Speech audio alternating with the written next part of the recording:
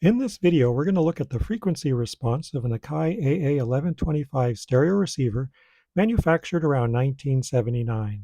This unit has inputs for a turntable, two tape decks, an auxiliary, supports AM and FM stereo, and can be switched between two separate speakers.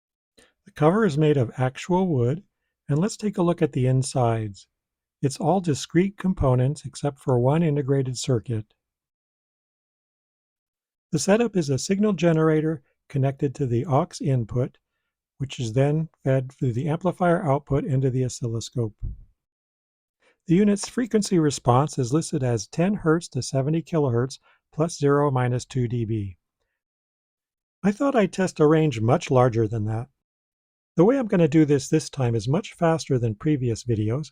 I'm going to use some snapshots from my oscilloscope, which I can get screenshots of, and just rapidly show those on the screen, then create a chart at the end along with a graph.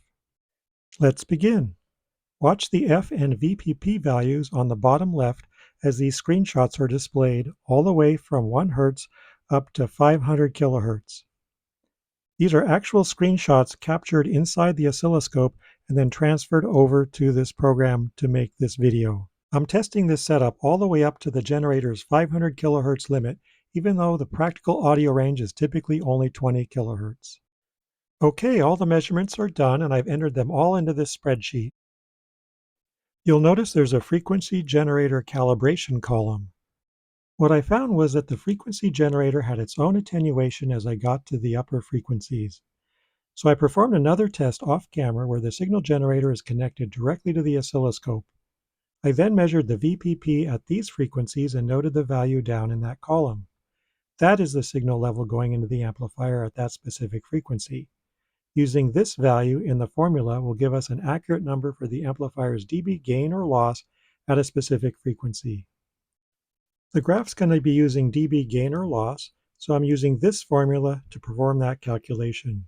You'll notice I'm using the amplifier VPP over the frequency generator calibration VPP.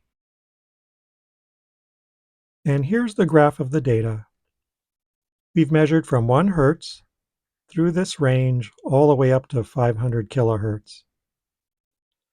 This amplifier appears pretty flat from around 10 Hz up to around 50 kHz, and it's interesting to note that it actually has a little bit additional gain all the way to around 160 kHz and then drops down. I'm not sure why they added this range to this amplifier, because typically audio amplifiers only really spec out to 20 kHz, as that's in the audible range for humans. And it's interesting to note if you were to spec out minus 3 dB as the range, we would get all the way up to 300 kHz, and we would still be within the 3 dB, actually plus 0 minus 3 dB.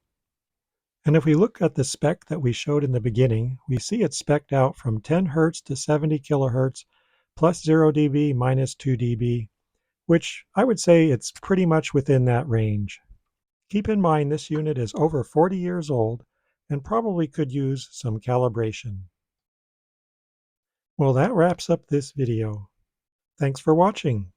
Please like and subscribe, and take a look at one of my other videos here.